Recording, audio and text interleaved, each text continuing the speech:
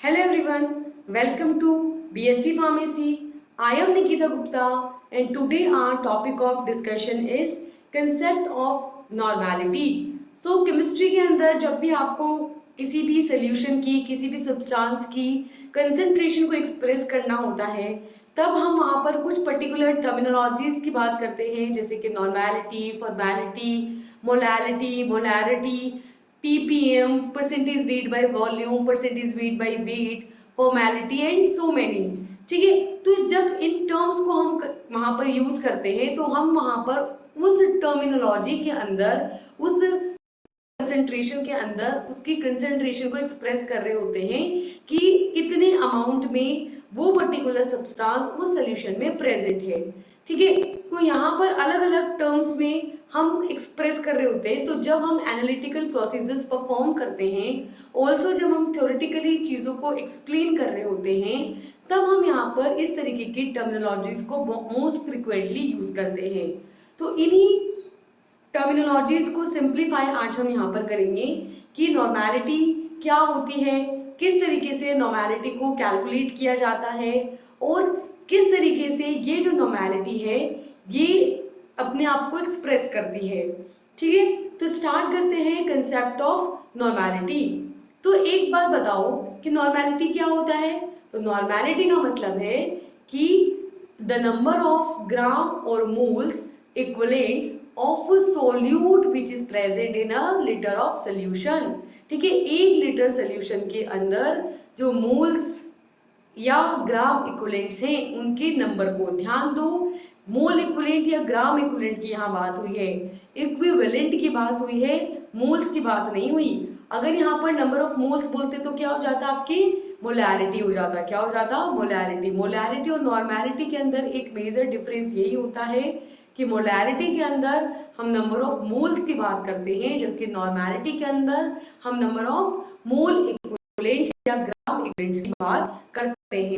ठीक है, तो इस तरीके से यहाँ पर ग्राम मोल इक्विवेलेंट्स किसके सेम वही सोल्यूट के ही किसके अंदर 1 लीटर सोल्यूशन के अंदर उसको क्या बोलते हैं, उसकी नॉर्मेलिटी बोलते हैं और इस नॉर्मेलिटी को n से रिप्रेजेंट यहाँ पर किया जाता है। तो इस तरीके से normality is equals to number of gram equivalents in 1 litre of solution. That means नीचे तो रखेंगे हम 1 लीटर यहाँ पर सोल्यूशन का वॉल्यूम और ऊपर रखेंगे हम ग्राम इक्विवेलेंट्स के नंबर को, तो हमको फाइंड आउट हो जाएगी क्या उसकी नॉर्मेलिटी। ठीक है, अब ग्राम इक्विवेलेंट्स क्या होते हैं। तो यहाँ पर जब ग्राम इक्विवेलेंट्स की बात होती है तब बात होती है वैलेंसी फैक्टर की और इस वैलेंसी फैक्टर से उसको हम मल्टीप्लाई करके हमको क्या मिल जाता है, ग्राम इक्विवेलेंट्स मिल जाता है। तो इसी बात को देखो मैं क्या कह रही हूँ आपसे, ये कहना चाह रही हूँ कि नॉर्मेलिटी जो है, नॉर्मेलिटी के अंदर क्या होगा कि आपको ग्राम इक्विवेलेंट निकालना है। ग्राम इक्विवेलेंट के लिए क्या करो कि मोल्स को जो है उसके वैलेंसी फैक्टर से जो है यहाँ पर मल्टीप्लाई कर दो। ठीक है, बाकी सारी चीजें सेम रहेगी, तो मोल्स कर दो और लीटर 1 लीटर ऑफ सोल्यूशन था। ठीक है, तो वॉल्यूम था इन 1 लीटर ऑफ सोल्यूशन। तो ये आपको क्या दिख रहा है, मोलैरिटी दिख रही है। ठीक है, अगर वैलेंसी फैक्टर को मैं एक तरफ कर दूं तो ये मोलैरिटी हो जाएगी। तो normality is equals to molarity multiply with the valency factor. तो नया फॉर्मूला हमारे पास जनरेट हो जाएगा कि normality is equals to molarity multiply with the valency factor. यानी कि सिंपली आप अगर आपको मोलैरिटी दे रखी है या मोलैरिटी फाइंड आउट करना आपके लिए इजी है तो पहले मोलैरिटी फाइंड आउट करो और उसको सिर्फ उसके वैलेंसी फैक्टर से मल्टीप्लाई कर दो तो आपको नॉर्मेलिटी मिल जाएगी।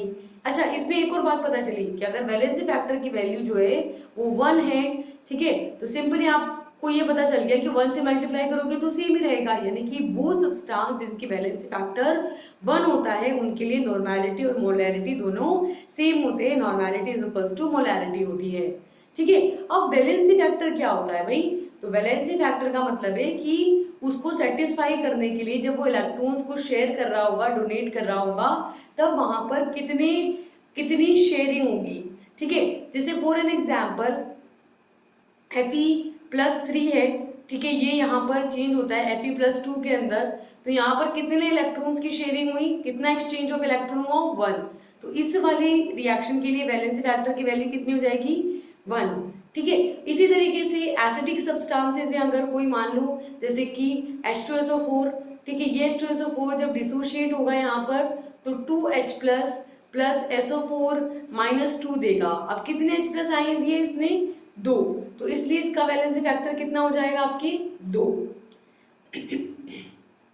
इसी तरीके से अगर किसी बेस की बात करें, जैसे कि मान लो सोडियम हाइड्रोक्साइड, ठीक है, ये यहाँ पर डिसोशिएट होके क्या देता है? Na प्लस और OH माइनस आयन, और ये OH माइनस आयन कितने हैं? 1, तो OH माइनस आयन 1 है, तो इसलिए इसकी बेसिसिटी कितनी हो जाएगी? 1। तो यहाँ पर आप वैलेंसी फैक्टर ले सकते हैं या इसकी एसिडिटी या बेसिसिटी से भी मल्टीप्लाई कर सकते हैं, तो भी आपको क्या मिल जाएगी? उसकी नॉर्मेलिटी मिल जाएगी। तो सिंपली हमारे पास फॉर्मूला आता है कि normality is equals to molarity multiply with या तो वैलेंसी फैक्टर या एसिडिटी या बेसिसिटी, जिससे भी आप यहाँ पर मल्टीप्लाई करोगे तो आपको अल्टीमेटली क्या मिलेगी? नॉर्मेलिटी मिलेगी। इसको समझने के लिए हम एक न्यूमेरिकल यहाँ पर सॉल्व करते हैं कि जैसे कि एक न्यूमेरिकल है हमारे पास। जब भी न्यूमेरिकल क्वेश्चन आए ना आपके सामने, तब सबसे पहले शांति से उस न्यूमेरिकल को पढ़ा करो और ये देखा करो कि उसमें क्या क्या चीजें उसने खुद ही बता दिया आपको और क्या उससे पूछा है।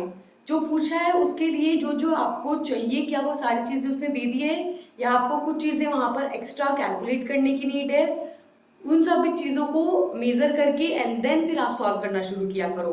तो सबसे पहले क्वेश्चन पढ़ते हैं। क्वेश्चन में क्या बोला कि कैलकुलेट द नॉर्मेलिटी, ये पता चल गया कि नॉर्मेलिटी कैलकुलेट करनी है, ठीक है।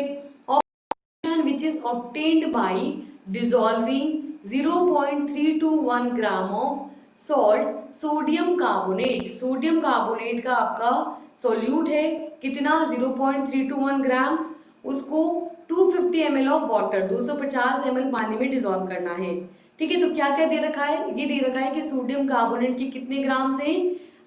0.321, ये आपको ग्राम्स यहाँ पर दे रखे हैं, ठीक है। और आपको दे रखा है क्या? वाटर का सोल्यूशन, यानी कि नेट जो सोल्यूशन यहाँ पर फॉर्म हो रखा है उसका वॉल्यूम दे रखा है। वॉल्यूम कितना है? 250 ml, ठीक है। तो क्योंकि क्वेश्चन में क्या बोला है आपके, इन 1 लीटर ऑफ सोल्यूशन, तो पहले तो इस ml वाले को किस में? लीटर्स में कन्वर्ट करेंगे। लीटर्स में कन्वर्ट करने के लिए इसको सिंपली 1000 से डिवाइड कर दो तो आपके पास 0.25 लीटर आ जाएगा, ठीक है। ये तो आ गया सोल्यूशन का वॉल्यूम। ऊपर क्या लिखते हैं अपन? Gram equivalent. तो ग्राम इक्विवेलेंट निकालने पड़ेंगे तो सिर्फ ग्राम दे रखे हैं, ठीक है। ग्राम इक्विवेलेंट निकालने के लिए पहले मोल्स निकालेंगे और फिर मोल इक्विवेलेंट निकालेंगे। मोल निकालने के लिए क्या करते हैं? मोल निकालने के लिए ग्राम इन वेट लेते हैं और उसको मॉलिक्यूलर वेट से डिवाइड करते हैं। तो इसका मतलब है कि हमें मॉलिक्यूलर वेट चाहिए, तो हमको केमिकल फॉर्मूला पता है सोडियम कार्बोनेट का, Na2CO3, ठीक है। इसकी हेल्प से हम इसका मॉलिक्यूलर वेट निकालेंगे। सोडियम के कितने मोल्स हैं? 2, तो 2 इंटू 23। कार्बन के कितने? 1, तो 12 इंटू 1। ऑक्सीजन के कितने? 3, तो 3 इंटू 16। तो इस तरीके से 23 multiplied 2 that is 46 plus 12 plus 3 into 16 48, तीनों को सम किया तो कितना आया? 106। तो हमारे पास मॉलिक्यूलर वेट कितना आ गया? 106। अब हमको इससे इसके मोल्स पता चल जाएंगे, लेकिन हमें क्या चाहिए? हमको तो चाहिए ग्राम इक्विवेलेंट, ठीक है। तो पहले यहाँ पर हम इसके मोल निकालेंगे। मोल निकालने के लिए ग्राम इन वेट डिवाइडेड बाय उसका मॉलिक्यूलर वेट करेंगे, ठीक है। तो मॉलिक्यूलर वेट से डिवाइड करते ही हमारे पास यहाँ पर आ जाएगा मोल्स। मोल्स कितने आ गए? 3.02 इंटू 10 की पावर -3, ठीक है। ये आ गए हमारे पास इसके मोल। लेकिन हमको मोल चाहिए क्या? नहीं, हमको क्या चाहिए? मोल इक्विवेलेंट या ग्राम इक्विवेलेंट। तो हमको ये देखना है कि भाई इसकी वैलेंसी फैक्टर कितना है।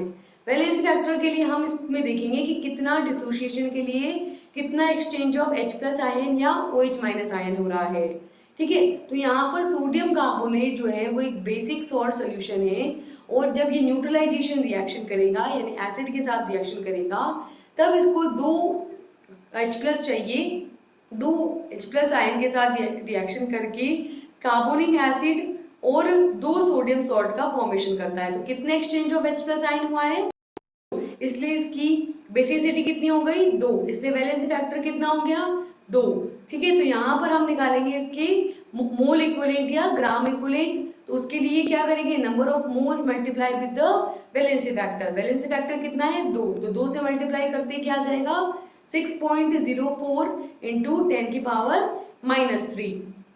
ठीक है, तो यहाँ पर जब हम नॉर्मेलिटी का फॉर्मूला रखेंगे तो उसमें ऊपर क्या रखते हैं, ग्राम इक्विवेलेंट मास। तो यहाँ ग्राम इक्विवेलेंट मास हमने फाइंड आउट कर लिया 6.04 इंटू 10 की पावर -3। और सोल्यूशन का वॉल्यूम कितना है 250 ml, तो इसको हम लीटर में कन्वर्ट करेंगे, यानी कि 250 डिवाइडेड बाई 1000। 10 से 10 गया, तो इसको लिख सकते हैं 25 इंटू 10 की पावर -2। ठीक है, यहाँ पर ये वैल्यू पुट की, कैलकुलेशंस को सॉल्व किया, तो क्या मिला लास्ट में 0.024 n। n क्या है यहाँ पे, नॉर्मेलिटी। ठीक है, इसकी यूनिट रहती है n, n से रिप्रेजेंट करते हैं इसको। ठीक है, तो सिंपली आपको क्या समझ में आया कि जब भी नॉर्मेलिटी फाइंड आउट करनी हो तो हमको दो चीजें चाहिए, एक तो ग्राम इक्विवेलेंट और एक सोल्यूशन का वॉल्यूम किसके अंदर, लीटर्स के अंदर। तो अगर आपकी ml में है तो उसको लीटर में कन्वर्ट करेंगे, लीटर में कन्वर्ट करने के लिए 1000 से डिवाइड करेंगे, और ग्राम इक्विवेलेंट निकालने के लिए पहले उसके मोल्स निकालो और उसका वैलेंसी फैक्टर फाइंड आउट करो, फिर उसके वैलेंसी फैक्टर से मल्टीप्लाई कर दो, तो आपके पास क्या आ जाता है यहाँ पर ग्राम मास या ग्राम इक्विवेलेंट उसका आ जाता है। ठीक है, तो इस तरीके से क्या निकाला जाता है, सोल्यूशन की नॉर्मेलिटी निकाला जाता है। ठीक है, तो ये बात हुई नॉर्मेलिटी से रिलेटेड।